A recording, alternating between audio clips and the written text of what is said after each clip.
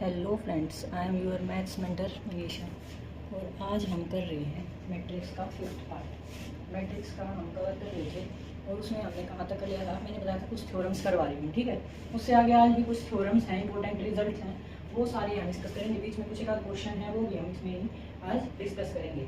तो सबसे पहले थ्योरम क्या है, जैसे कि कल हमने किया था, एवरी स्क्वायर मैट्रिक्स, कोई भी जो स्क्वायर मैट्रिक्स है is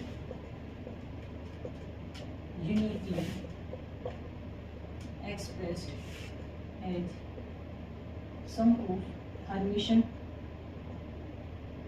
and skew Hermitian matrix कल हमने क्या किया था, लास्ट प्रॉपर्टी कि जो एवरी स्क्वायर मैट्रिक्स है वो यूनिकली कैसे एक्सप्रेस की जा सकती है, sum of skew symmetric and symmetric matrix. और दूसरी प्रॉपर्टी क्या है, every square matrix is uniquely expressed as sum of Hermitian और स्क्यू हर्मिशियन मैट्रिक्स। इसके बाद एक एग्जांपल करवा देती हूँ ताकि क्लियर हो जाए, ठीक है।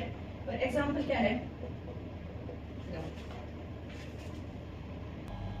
तो क्वेश्चन यहाँ पे ये है, ये कोई मैट्रिक्स दी है आपको, ठीक है, और इसको एक्सप्रेस करना है sum of Hermitian and skew Hermitian matrix के लिए, ठीक है। तो जैसे कल बताया था, सम ऑफ सिमेट्रिक और स्क्यू सिमेट्रिक में जैसे ए कोई मैट्रिक्स है ये, तो इसको हर्मिशियन और स्क्यू हर्मिशियन में कैसे लिख सकते हैं, ए थीटा प्लस ए प्लस 1/2 ए थीटा ए माइनस ए थीटा ए माइनस ए थीटा, इस टाइप से इसको लिख सकते हैं। तो अब जैसे कि क्वेश्चन में बोल दिया जाता है कि आपको सिर्फ हर्मिशियन मैट्रिक्स लिखनी है, ये नहीं बोलेगा, कई बार बोल देता है तो वो निकाल लो, या कई बार बोल देता है कि वो ए को निकाल लो। तो हर्मिशियन निकालनी है तो क्या प्रॉपर्टी है, हर्मिशियन निकालनी है तो फर्स्ट वाली टर्म यूज होगी, और स्क्यू हर्मिशियन निकालनी है तो सेकंड वाली, ठीक है। अब हमें क्या बोला है कि पहले हर्मिशियन मैट्रिक्स निकाल लो। ए ये है तो ए थीटा निकालेंगे, ए थीटा का मतलब क्या है, ए ट्रांसपोज और फिर ए कॉन्जुगेट और फिर उसका ट्रांसपोज, या फिर ए ट्रांसपोज और फिर उसका कॉन्जुगेट। तो पहले हम क्या करेंगे, ए का कॉन्जुगेट करेंगे, तो पहले जो आयोटा वाली टर्म्स है वो सारी क्या हो जाएंगी, नेगेटिव।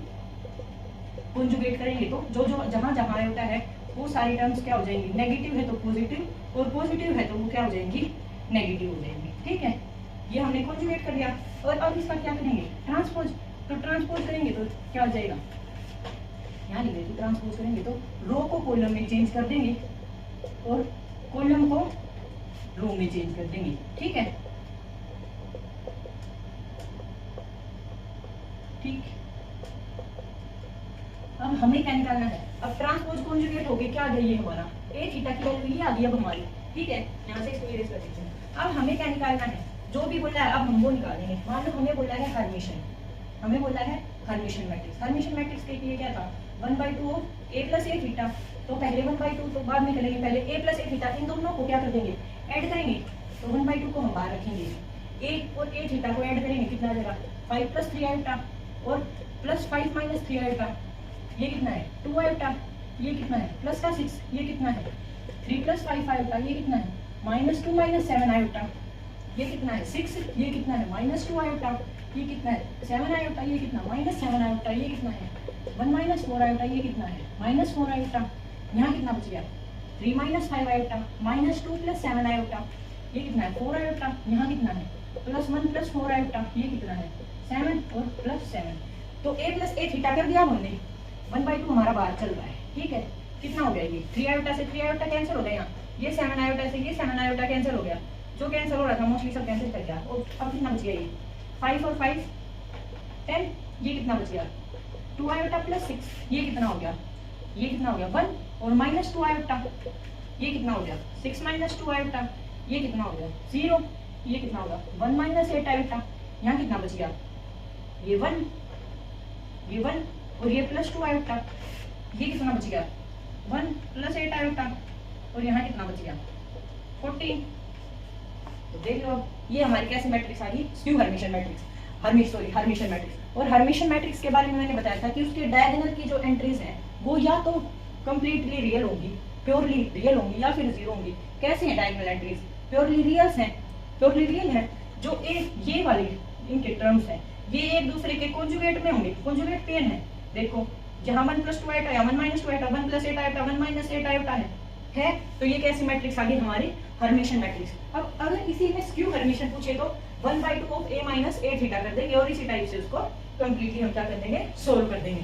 ठीक है, अब इससे नेक्स्ट रिजल्ट करवा देती हूँ। यहाँ तक सबको समझ आ गया होगा कि किस टाइप से हमें दोनों पूछे हो तो वो कंप्लीट फॉर्मूला लगा देंगे, पहले हर्मिशन निकालेंगे फिर स्क्यू हर्मिशन निकालेंगे और फिर दोनों को ऐड कर देंगे। ठीक है, अब क्या है, इफ ए इज एक ऐसी मैट्रिक्स, अब इन्होंने ए मैट्रिक्स दे रखी है वो हर्मिशन मैट्रिक्स दे रखी है, रिजल्ट ये सारे के सारे यहाँ तक ए मैट्रिक्स है वो कैसी मैट्रिक्स दे रखी है, हर्मिशन मैट्रिक्स। तो क्या आयोटा के साथ उस ए की मल्टीप्लाई कर दे तो वो कैसी मैट्रिक्स आ जाएगी, वो कैसी मैट्रिक्स आ जाएगी, स्क्यू हर्मिशन। वो कैसी मैट्रिक्स आ जाएगी, स्क्यू हर्मिशन।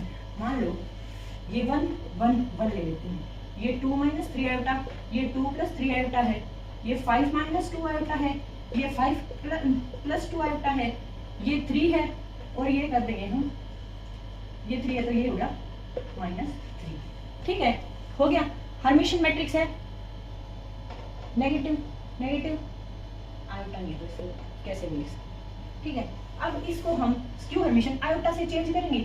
आयोटा से अगर मैं इस सारी चीज को मल्टीप्लाई करूं, आयोटा से अगर मैं मल्टीप्लाई करूं ए को, ए टाइम, ठीक है, अगर इसको ए आयोटा से मल्टीप्लाई करूं तो ये कितना आ जाएगा आयोटा, ये कितना आ जाएगा 2 आयोटा -3। आयोटा स्क्वायर की वैल्यू कितनी होती है, -1। ठीक है, तो यहाँ आयोटा स्क्वायर हो जाएगा, उसकी वैल्यू कितनी हो जाएगी -1। ये कितना आ जाएगा 5 आयोटा -2, यहाँ कितना आ जाएगा, ये 2 आयोटा +3, यहाँ कितना आ जाएगा आयोटा, यहाँ कितना आ जाएगा 3 आयोटा, यहाँ कितना आ जाएगा 5 आयोटा +2, यहाँ कितना आ जाएगा 3 आयोटा, यहाँ कितना आ जाएगा आयोटा। अब ये कैसी मैट्रिक्स बन गई, skew Hermitian. Skew Hermitian matrix के जो डायगोनल एंट्रीज हैं वो कैसे होते हैं, या तो वो होंगे प्योरली इमेजिनरी है आयोटा आयोटा आयोटा, या कैसी होंगी 0। ठीक है, तो अगर उसको कोई मैट्रिक्स जो हर्मिशन है उसको अगर हम आयोटा से मल्टीप्लाई कर दें तो वो कैसी मैट्रिक्स आ जाएगी, स्क्यू हर्मिशन मैट्रिक्स। अब इसी टाइप से अगर मैट्रिक्स ए है वो स्क्यू हर्मिशन है पहले से, अगर मैट्रिक्स ए है, a result B result, if A is skew Hermitian matrix. अब ए कैसी मैट्रिक्स है, स्क्यू हर्मिशन है, स्क्यू हर्मिशन मैट्रिक्स।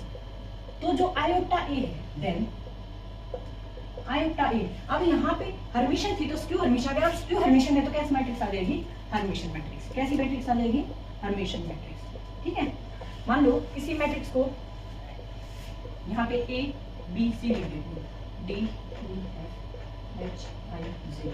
ठीक है, और अगर स्क्यू हर्मिशन है तो इसके साथ आयोटा आयोटा आयोटा होगा। ठीक है, ये -b कर देते हैं, ये -c और ये -f। ठीक है, अगर मैं अब इसके डायगोनल एंट्रीज को आयोटा से मल्टीप्लाई कर दूं तो ये नेगेटिव टर्म होके ये आयोटा आयोटा आयोटा हट जाएगा, और जब डायगोनल की एंट्रीज जो हैं वो सारी की सारी हमारी कैसी हो जाएंगी, रियल, कंप्लीटली रियल हो जाएगी, तो वो कैसी मैट्रिक्स हो जाएगी, हमारी हर्मिशन मैट्रिक्स। ठीक है, सेकंड रिजल्ट समझ आ गया होगा। अब उसके बाद थर्ड रिजल्ट है, थर्ड रिजल्ट है B theta A B is Hermitian और स्क्यू हर्मिशन। हर्मिशन है या फिर स्क्यू हर्मिशन है, स्क्यू हर्मिशन है। वो किस पे डिपेंड करेगा, हर्मिशन है या फिर स्क्यू हर्मिशन है, वो किस पे डिपेंड करेगा, अकॉर्डिंग एज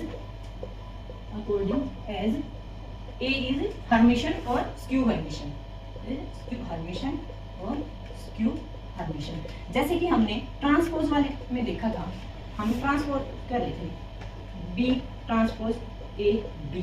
ठीक है, ये था, इसमें भी ऐसा था ना, या तो मैट्रिक्स ये कंप्लीट मैट्रिक्स सिमेट्रिक होगी या स्क्यू सिमेट्रिक होगी। ये किस पे डिपेंड कर रहा था, इस वाले ए पे डिपेंड कर रहा था। करके दिखा दूं एक बार, ये मान लो बी थीटा ए बी है और इन्होंने बोला है कि जो ए है वो हर्मिशन है, ए है वो ए इज हर्मिशन, हर्मिशन है तो ए है वो ए थीटा के इक्वल होगा।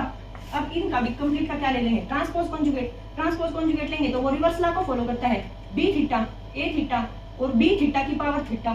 तो जब डबल कॉन्जुगेट हो जाता है तो वो कैंसिल हो जाता है, पता था। तो बी थीटा ए थीटा और बी आ गया। अब ए थीटा की जगह अगर ए हर्मिशन है तो ए थीटा की जगह क्या जाएगा, ए, तो बी थीटा ए बी क्या लेके चले थे, बी थीटा ए बी, वही हमारे पास आ गया। तो क्या कह सकते हैं, अगर ए हर्मिशन है तो ये भी हमारा हर्मिशन होगा, और अगर ए स्क्यू हर्मिशन है तो हमारा ये कंप्लीट भी क्या हो गया, स्क्यू हर्मिशन हो गया। ठीक है, अब fourth property, A is Hermitian, Hermitian और स्क्यू हर्मिशन। ठीक है, अब फोर्थ प्रॉपर्टी क्या है, फोर्थ प्रॉपर्टी है if A is equal to B plus iota C, और यहाँ पे जो बी प्लस आयोटा सी है वो कैसी मैट्रिक्स है, हर्मिशन मैट्रिक्स है। हर्मिशियन मैट्रिक्स है देन तो ए थीटा और ए है वो कैसी मैट्रिक्स आएंगे? जब अगर जो ए मैट्रिक्स है वो बी प्लस आयोटा सी के फॉर्म में लिख सकते हैं और वो कैसी मैट्रिक्स है? हर्मिशियन मैट्रिक्स है। तो ए थीटा और ए इनकी मल्टीप्लाई रियल आनी चाहिए। अब हमें क्या दिया है? Is real. तो वो रियल कब आएगी? जब ए और ए थीटा, ए हर्मिशियन है, ए हर्मिशियन है तो ए थीटा बराबर ए के इक्वल है और इन दोनों की मल्टीप्लाई करेंगे ए थीटा की और ए की, तो बी प्लस आयोटा सी यहाँ आ जाएगा और यहाँ भी कैसा आ जाएगा? बी प्लस आयोटा सी। इसको मल्टीप्लाई करेंगे, ये कितना आ जाएगा? बी स्क्वायर, ठीक है, माइनस इसको इसके मल्टीप्लाई करेंगे तो iota square minus 1 minus C square, ठीक है। अब इन दोनों की आपस में मल्टीप्लाई करेंगे तो कैसा आ जाएगा? आयोटा, ठीक है, और यहाँ भी क्या आ जाएगा? आयोटा सी बी, ठीक है, B square minus C square plus iota B C plus C B. अगर ये A theta A completely real है, रियल होंगे तो ये दोनों टर्म होंगी और ये टर्म अगर हट जाए यहाँ से तो ये कंप्लीटली रियल हो जाएगा। तो हमें क्या करना है? ये टर्म हटानी है, ये टर्म हटानी है तो जो बी सी है उसको माइनस सी बी के इक्वल हो जाए तो ये टर्म हट जाएगी। जो बी सी है वो माइनस सी बी के इक्वल हो जाए तो ये टर्म हट जाएगी। तो क्या कह सकते हैं? ए थीटा और ए कब रियल होंगे? जब B C is equal to minus C B होगा, मतलब एंटी कम्यूट होगा, एंटी कम्यूट होंगे, ठीक है। जब बी एंड सी की मल्टीप्लाई कैसे होगी? एंटी कम्यूट होगी, तब हमारी जो ये है ए थीटा ए हमारा रियल होगा, ठीक है। फोर्थ प्रॉपर्टी तक समझ आ गया होगा। अब इससे आगे है फिफ्थ प्रॉपर्टी।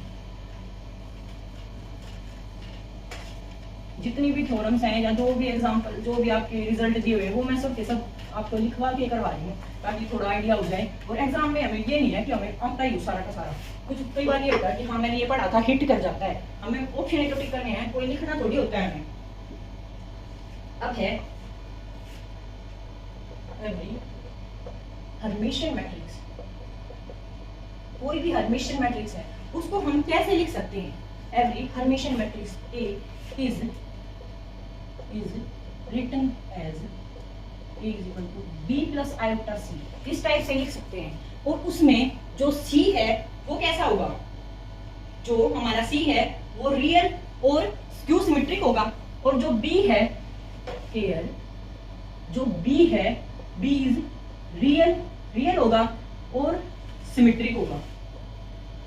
B कैसा होगा? रियल होगा और सिमेट्रिक होगा। एंड C है जो आयोटा C नहीं बोल रही मैं, C बोल रही हूँ अकेला, C है वो भी कैसा होगा? रियल होगा और कैसा होगा? Skew symmetric, skew symmetric. तो उसको हम किस टाइप से लिख सकते हैं? एक हर्मिशियन मैट्रिक्स की फॉर्म में लिख सकते हैं। अगर एक मैट्रिक्स है B वो रियली सिमेट्रिक है और कोई मैट्रिक्स है C वो स्क्यू सिमेट्रिक है, तो जो स्क्यू सिमेट्रिक वाली मैट्रिक्स है उसको हम आयोटा से मल्टीप्लाई कर दें कंप्लीट को और उन दोनों को ऐड करें तो हमारी कैसी मैट्रिक्स तैयार हो जाएगी? हर्मिशियन मैट्रिक्स तैयार हो जाएगी, ठीक है। अब इससे आगे है, जैसे मैंने कल बताया था माइनर और कोफैक्टर की थोड़ी सी मिस्टेक हो गई थी, माइनर वाले में कोफैक्टर बोल दिया जल्दी में, कोफैक्टर वाले में माइनर बोल दिया। तो आज वैसे हम रैंक का पढ़ेंगे तो उसमें सबसे पहला टॉपिक क्या है? सब मैट्रिक्स। सब मैट्रिक्स का मतलब क्या है? मतलब कोई मैट्रिक्स दी है और उसमें से अगर हम किसी रो को या फिर किसी कॉलम को डिलीट कर दें और उसके बाद जो मैट्रिक्स हमारी बची वो कैसी मैट्रिक्स होगी? सब मैट्रिक्स, ठीक है। तो in A matrix A when we deleted some rows or columns and after that the remaining matrix is called sub matrix। क्या हो गई? सब मैट्रिक्स। और सब मैट्रिक्स से क्या है हमारी? एक टाइप से एक माइनर है, जैसे ये लिखा है A11 A12 A13 A21 A22 A23 A31 A32 A33, ठीक है। ये मैंने कोई मैट्रिक्स लिखी। अब इसमें से मैं फर्स्ट रो को और फर्स्ट कॉलम को डिलीट कर दूं, फर्स्ट रो को और फर्स्ट कॉलम को डिलीट कर दूं तो हमारे पास क्या बच गई? एक मैट्रिक्स बच गई, छोटी है, सब है, पार्ट है। बड़ी मैट्रिक्स का पार्ट है, सब मतलब पार्ट, बड़ी मैट्रिक्स का पार्ट बच गए। तो ये क्या है? ये है माइनर है, ये A11 का, A11 वाली रो ही तो खत्म हुई है, ठीक है। तो ये क्या है? A11 का माइनर बच गया हमारे पास। माइनर मतलब छोटा पोर्शन, सब मैट्रिक्स, ठीक है, माइनर और सब मैट्रिक्स आज मैंने क्लियर कर दिया दोबारा बता के, ठीक है। और यहाँ से हम क्या निकालेंगे, अब सब मैट्रिक्स का पता चलने पे हमें अब निकालना है रैंक ऑफ मैट्रिक्स। किसी मैट्रिक्स का रैंक हम कैसे फाइंड आउट कर सकते हैं, ठीक है, rank of matrix, rank of matrix. अब रैंक निकालने के लिए हमें किस किस चीज की जरूरत होगी। मान लो हमें कोई मैट्रिक्स दी है, मान लो हमें कोई मैट्रिक्स दी है 1 2 3 4 5 6 और A B C, ठीक है। ये कितने की है, 3 क्रॉस 3 की है, ठीक है। ये 3 क्रॉस 3 की मैट्रिक्स दी है हमें। अब इसका हमें क्या निकालना है, रैंक। रैंक निकालने के लिए हमें क्या करना है, या तो इसमें हम एलिमेंट्री रो ऑपरेशन लगा सकते हैं या एलिमेंट्री कॉलम ऑपरेशन लगा सकते हैं। बेसिकली तो हमें यही चेक करना है कि रो ऑपरेशन या कॉलम ऑपरेशन लगाने के बाद इसमें कोई टर्म 0 हो रही है, तो जो ये R1 है वो 2 टाइम्स ऑफ R2 पे ऑपरेशन लगाएंगे, R2 पे ऑपरेशन लगाएंगे, ठीक है। कोई भी ऑपरेशन मान लो 4 टाइम्स करके R2 पे ऑपरेशन लगाएंगे, R2 minus 4 times of R1, तो कितना आ जाएगा 1 2 3 4 3 लाइक इट इज। ये 4 टाइम क्या है, तो 4 टाइम्स होके कितना आ जाएगा 0। तो ये 5 माइनस 8, ये 6 माइनस 12 और ये A B C। इस टाइप से अगर ये किसी का मल्टीपल होता तो कोई रो 0 हो जाती। तो जितनी नॉन जीरो रो होंगी आफ्टर अप्लाइंग सम ऑपरेशन, उस मैट्रिक्स को जब हम सिंप्लीफाई कर देंगे कोई भी रो या कॉलम ऑपरेशन लगा के, उस मैट्रिक्स के सिंप्लीफिकेशन के बाद जितनी नॉन जीरो रो, इस बात पे ध्यान रखते हैं, जितनी नॉन जीरो रो होंगी उतना ही हमारा मैट्रिक्स का रैंक होगा। Non zero row after applying some operation on matrix, some operations on matrix। अब एग्जांपल,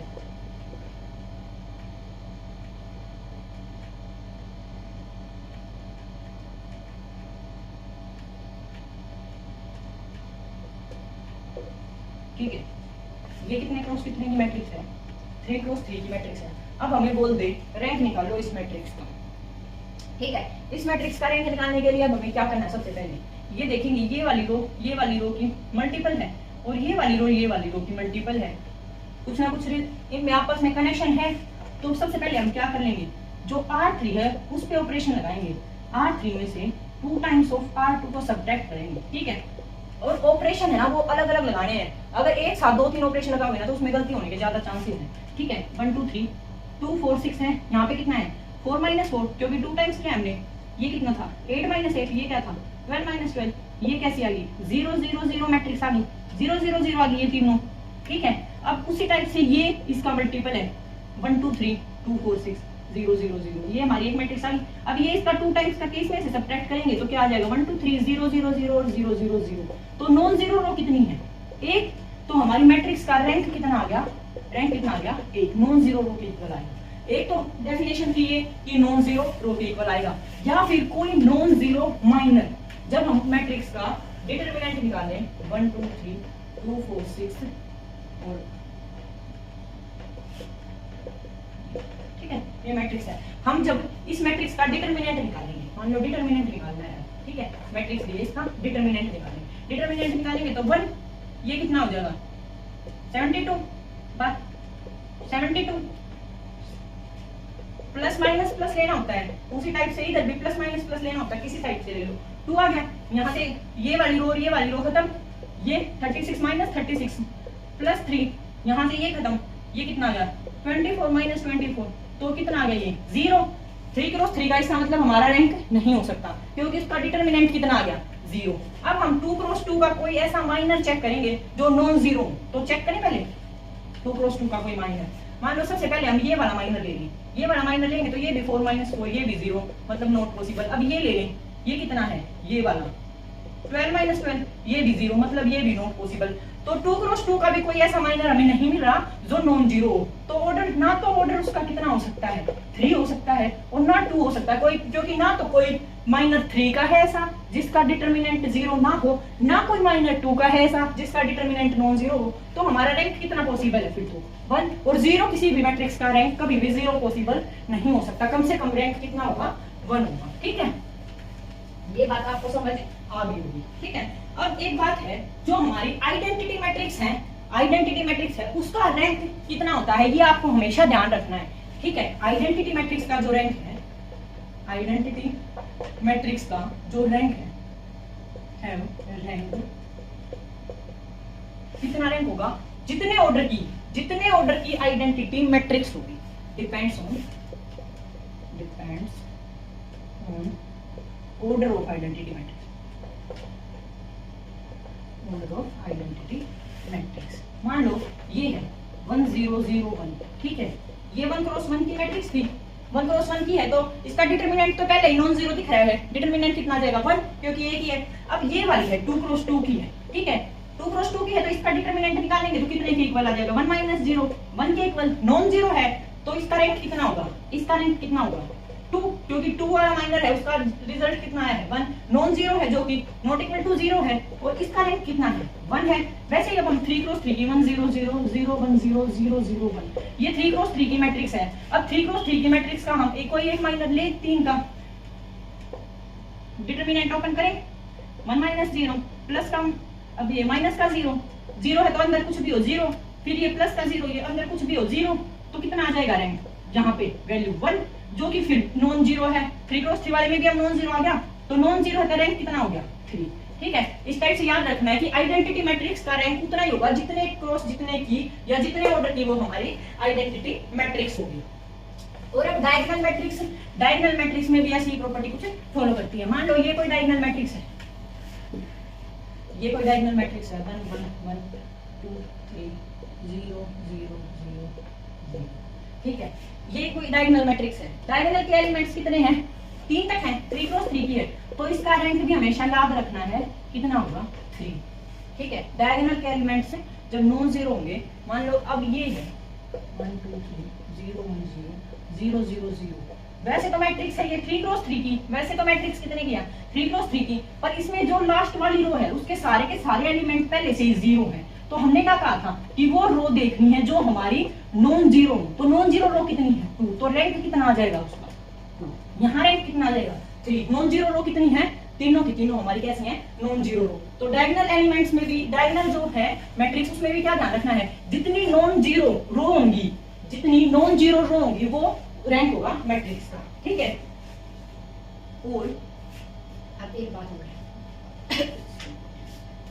जो मैट्रिक्स है, मान लो कोई मैट्रिक्स है ए, अगर मैं उस मैट्रिक्स का ट्रांसपोज करूं, कोई मैट्रिक्स है ए और मैं उसका ट्रांसपोज करूं, तो जो मैट्रिक्स ए का ऑर्डर होगा ना, वही उस मैट्रिक्स ए के ट्रांसपोज का ऑर्डर होगा। ट्रांसपोज रो और कॉलम को आपस में चेंज करने से रैंक पे कोई इफेक्ट नहीं पड़ता। मान लो ये कोई रो है A B C D F G H I, ठीक है। 3 क्रॉस 3 की मैट्रिक्स है, रो को कॉलम में चेंज कर दो, कॉलम को रो में चेंज कर दो, इसका रैंक कितना है? रैंक कितना है? 3, ठीक है। A B C D F G H I, अब कितने की? 3 क्रॉस 3 की। रैंक अब भी क्या है? 3, क्योंकि नॉन जीरो एंट्रीज कितनी है? नॉन जीरो रो कितनी है? तीनों की तीनों हमारी कैसी है? नॉन जीरो रो है। तो ये बात ध्यान रखनी है। और जो स्क्यू सिमेट्रिक मैट्रिक्स मैंने कल बताई थी, स्क्यू सिमेट्रिक मैट्रिक्स कौन सी होती है? जिसकी डायगोनल की एंट्रीज 0 होती हैं, और ऑड ऑर्डर की जो स्क्यू सिमेट्रिक मैट्रिक्स है उसका ऑड ऑर्डर की जो स्क्यू सिमेट्रिक मैट्रिक्स है उसका डिटरमिनेंट कितना होता है? ऑड ऑर्डर की 0, और जो इवन ऑर्डर की होगी उसका परफेक्ट स्क्वायर। ये वाली आइडेंटिटी मैंने कल बता दी थी। तो ये बात एक और ध्यान रखनी है इसकी कि कोई भी सिमेट्रिक मैट्रिक्स 1 ऑर्डर की पॉसिबल नहीं हो सकती। No symmetric no skew symmetric matrix order 1 possible, क्योंकि diagonal entries skew symmetric matrix की डायगोनल एंट्रीज कितनी होती है? 0, और अगर उसमें एलिमेंट ही एक है और वही 0 है तो उसका तो कुछ रैंक ही नहीं निकला। हमने क्या कहा है कि जितने भी नॉन जीरो रो अगर इसमें एक ही एलिमेंट है वही 0 है, तो ऑर्डर 1 कहां पॉसिबल हुआ? हमारी कंडीशन को सेटिस्फाई नहीं करा, तो ऑर्डर 1 पॉसिबल नहीं होगा कभी भी स्क्यू सिमेट्रिक मैट्रिक्स का, ठीक है। यहां तक समझ आ गया होगा? जो मैंने पॉइंट अब तक करवाए हैं वो सब क्लियर होते चले गए, ठीक है। उसके बाद है रो एक्लेन मैट्रिक्स। रो एक्लेन मैट्रिक्स क्या होती है? रो एक्लेन मैट्रिक्स क्या होती है?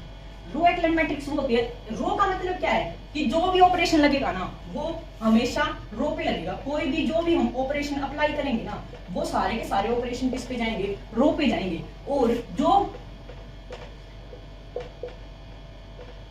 जो हमारी लीडिंग एंट्री होगी, लीडिंग एंट्री मतलब उस रो की फर्स्ट एंट्री, ठीक है, वो हमेशा 1 होगी। लीडिंग एंट्री हमेशा, लीडिंग एंट्री कैसी होगी, 1 होगी। लीडिंग एंट्री हमेशा 1 करनी है और उसके आगे की सारी कुछ भी हो सकते हैं। लीडिंग एंट्री 1 होनी चाहिए, उसके बाद के कुछ भी हो सकते हैं। अब फर्स्ट रो में ऐसे होगा और उसकी जो प्रीसीडिंग रो है, उसकी जो प्रीसीडिंग रो है उसमें उसके नीचे के एलिमेंट 0 होने चाहिए। मतलब जैसे ये फर्स्ट कॉलम है, फर्स्ट हर एक कॉलम पे जैसे कॉलम 1 है, कॉलम 1 में जैसे फर्स्ट नंबर पे 1 है तो उसके बाद की सारी टर्म 0 होनी चाहिए। कॉलम 2 में अगर सेकंड पॉइंट पे 1 है तो उसके बाद की सारी एंट्रीज 0 होनी चाहिए। तो लीडिंग एंट्री को हमेशा 1 करना है। रो एचलन फॉर्म में सारे ऑपरेशन अगर हम रो पे लगाएंगे तो रो पे ही चलेंगे। अगर कॉलम एचलन मैट्रिक्स होगी तो जितने भी ऑपरेशन हम अप्लाई करेंगे किसी मैट्रिक्स पे वो सब किस पे होंगे, कॉलम पे अप्लाई होंगे। और लीडिंग एंट्री 1 का पक्का ध्यान रखना है कि लीडिंग एंट्री 1 होगी और उसके जो प्रीसीडिंग रो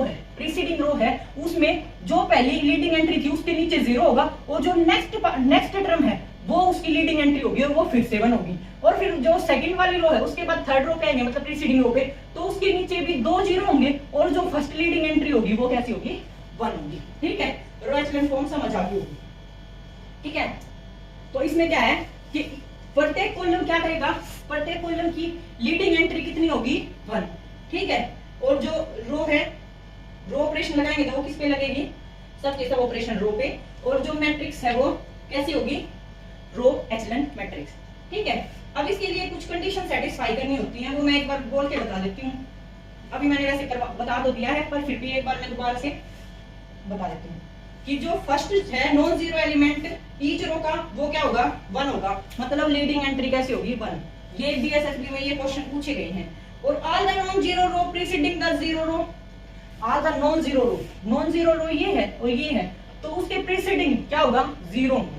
ठीक है, और ज्यादा 0 होंगे जब हम नेक्स्ट वाली पे जाएंगे। मान लो फर्स्ट वाली में यहाँ पे वैल्यू लिख रही ताकि कहीं आपको कंफ्यूजन ना हो जाए, 2 3 4। ठीक है, फर्स्ट वाली में एक भी 0 नहीं है। सेकंड वाली में जाएंगे तो कितने 0 हैं, 1 0, मोर 0 है। फर्स्ट वाली के कंपेयर में ज्यादा 0 हैं। जब फर्स्ट वाली के बाद सेकंड वाली पे जाएंगे तो उसमें उससे ज्यादा 0 हैं। तो यही बात मैंने बोली है कि जब हम प्रीसीडिंग रो पे मूव करेंगे तो जो नंबर ऑफ 0 हैं वो सक्सीडिंग रो के अलावा जो 0 है वो काउंट हमारा बढ़ता जाएगा। ठीक है, अब रिजल्ट है कुछ रो एचलन मैट्रिक्स के, बोलिए रिजल्ट है। सबसे पहला क्या रिजल्ट है कि जो हमारी आइडेंटिटी मैट्रिक्स है और जो हमारी जीरो मैट्रिक्स है, जो हमारी zero matrix and identity matrix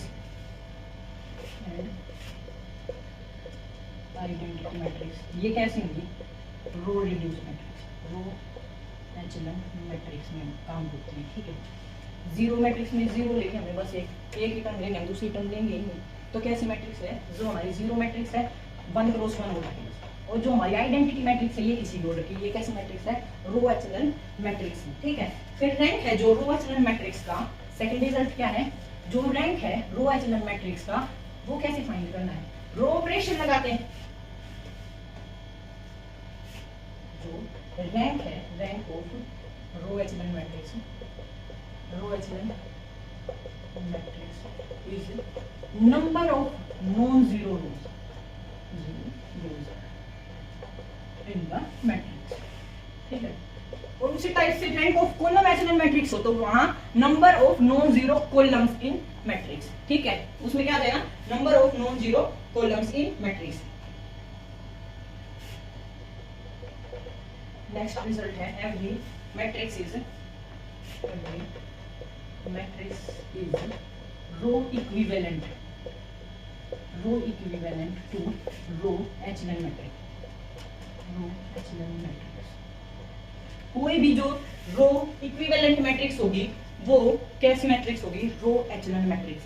रो को रो में इधर उधर चेंज करने पे भी हमारी मैट्रिक्स कैसी होगी, रो इक्विवेलेंट मैट्रिक्स बनेगी। वही के वही सेम ऑपरेशंस पे भी अप्लाई करके हम क्या बना सकते हैं, लीडिंग एंट्री को 1 कर सकते हैं। तो इक्विवेलेंट का मतलब क्या है, मान लो A B C D E F है, GHI, ठीक है, ये एक मैट्रिक्स है। अगर मैं इसका रैंक निकालूं, इस मैट्रिक्स का रैंक निकालूं डिटरमिनेंट करके, तो ये कितना आ जाएगा 3 क्रॉस 3 की, तो रैंक कितना आ जाएगा 3। अब इसके रो को मैं आपस में चेंज कर दूं, ADGBEH CFIBEH, ठीक है, रो को आपस में चेंज कर दिया मैंने। रो को चेंज करने पे जो ऑपरेशन मैं यहाँ लगा रही हूँ, यहाँ लगा रही हूँ और यहाँ लगा रही हूँ, तीनों रो पे जो यहाँ अप्लाई हुए थे वही तीनों ऑपरेशन मैं यहाँ भी अप्लाई कर सकती हूँ, ठीक है। और वो अप्लाई करने पे हमारी मैट्रिक्स कैसे आएगी, रो एचलन मैट्रिक्स। तो अब मैंने जब रो को एक दूसरे के साथ चेंज कर दिया तो भी हमारी कैसी मैट्रिक्स आएगी, रो एचलन मैट्रिक्स जो आएगी, रैंक पे कुछ फर्क नहीं पड़ेगा, ठीक है। नेक्स्ट है, ऐसे ही अगर कॉलम में इक्विवेलेंट मैट्रिक्स हो तो कॉलम एचलन मैट्रिक्स हो जाएगी, जैसे every matrix is column equivalent. उसके क्या है, कॉलम इक्विवेलेंट है टू कॉलम एचलन मैट्रिक्स। इसमें सारे के सारे ऑपरेशन किस पे लगाने हैं, कॉलम्स पे ही लगाने हैं। और कॉलम्स पे जब सारे ऑपरेशन अप्लाई होंगे तो जो कॉलम एचलन मैट्रिक्स है उसके अप्रोक्स और भी मैट्रिक्स आएंगे, तो वो कैसी मैट्रिक्स होगी, कॉलम इक्विवेलेंट मैट्रिक्स, ठीक है।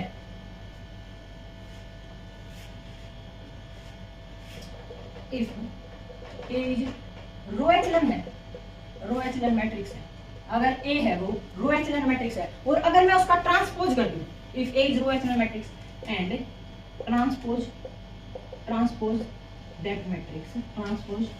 that matrix, then the resultant matrix, तो हमारी जो रिजल्टेंट मैट्रिक्स होगी वो कैसी मैट्रिक्स आएगी, रो है तो मैंने कल बताया था 1 2 3, रो है तो ट्रांसपोज कर दिया तो हमारी 1 2 3 वो कैसी मैट्रिक्स आ जाएगी, कॉलम, तो वो रिजल्टेंट मैट्रिक्स होगी, वो कैसी मैट्रिक्स होगी, कॉलम एचलन मैट्रिक्स, ठीक है। यहाँ तक कुछ रिजल्ट थे वो मैंने करवा दिए हैं, और जो ट्रांसपोज है रैंक निकालने पे वो ट्रांसपोज चेंज नहीं होगा, या रो का या ए का ट्रांसपोज निकालो या फिर ए का रैंक निकालो या फिर ट्रांसपोज करके उस मैट्रिक्स का रैंक निकालो, तो वो दोनों के दोनों कैसे होंगे, सेम होंगे, ठीक है। एक दो रिजल्ट और हैं, आज के लिए बस इतना ही रहेंगे, फिर हम नेक्स्ट क्लास में मिलेंगे। अब अगर हम किसी दो मैट्रिक्स की मल्टीप्लाई करें, ए और बी की मल्टीप्लाई करें और उसका हम फिर रैंक निकाल लें, अगर हम किसी दो मैट्रिक्स की मल्टीप्लाई करें और फिर अगर हम उनका रैंक निकालें तो वो रैंक हमेशा इन दोनों के अलग अलग रैंक से कम होगा, या तो वो ए के रैंक से कम होगा या फिर वो बी के रैंक से कम होगा। दोनों का जब हम रैंक निकालें तो वो आइदर तो वो ए के रैंक से कम होगा और या फिर बी के रैंक से कम होगा, ठीक है। तो इसका लिखवा देती हूँ, the rank of product of two matrix is not exceed by the separate matrix। जो अलग अलग सेपरेट मैट्रिक्स हैं उन दोनों से ज्यादा नहीं होगा प्रोडक्ट ऑफ टू मैट्रिक्स का जो रैंक है वो, ठीक है। उसके बाद एक और प्रॉपर्टी है भाई, नंबरिंग है वो मेरी इधर उधर हो जाती है, वो देख लिया करो आप, ठीक है। द रो रैंक, अगर हम रो का रैंक निकाले या फिर कॉलम का रैंक निकाले, मैट्रिक्स और कॉलम का भी रैंक निकाल लें और मैट्रिक्स, और एक सिंपल हम उसका रैंक निकाल लें मैट्रिक्स का, तो वो तीनों हैं, वो रैंक ऑफ मैट्रिक्स और column rank of matrix, then it is equal to the rank of matrix. मान लो कोई मैट्रिक्स दी है, ठीक है, A B C D E F G H I, basic matrix ले लेते हैं। ये मैट्रिक्स है, इसका ऑर्डर कितना है, 3 क्रॉस 3 की है, रैंक कितना है 3, रैंक कितना है, रैंक ऑफ ए, ये मैट्रिक्स है, रैंक ऑफ ए कितना है 3। तो अगर हम इस मैट्रिक्स पे रो एचलन फॉर्म की तरफ से रो मैट्रिक्स निकाल के, तो जब रैंक निकालेंगे तो भी हमारा रो आर से निकालेंगे तो भी हमारा रैंक कितना आएगा 3, और रो सी से निकालेंगे तब भी हमारा रैंक कितना आ जाएगा 3। तो जो कॉलम से रैंक निकाल लें या फिर रो से रैंक निकाल लें या फिर हम नॉर्मल रैंक निकाल लें, तो हमेशा क्या आएगा, रैंक उस मैट्रिक्स का सेम होगा, रैंक के ऊपर कोई इफेक्ट नहीं पड़ेगा। या हम रो रिड्यूस फॉर्म लगा के रैंक निकालें या फिर हम कॉलम रिड्यूस फॉर्म लगा के रैंक निकालें या फिर हम बेसिकली कैलकुलेट करके, जैसे हम नॉर्मली कैलकुलेट करके रैंक निकालते हैं उस टाइप से निकाल लें, तीनों के रैंक सेम होंगे, रैंक पे कोई इफेक्ट किसी ऑपरेशन का नहीं पड़ेगा। ठीक है, आज के लिए बस इतना ही, मिलते हैं कल। ठीक है, बाय बाय। कल डिटरमिनेंट स्टार्ट करेंगे। Thank you friends.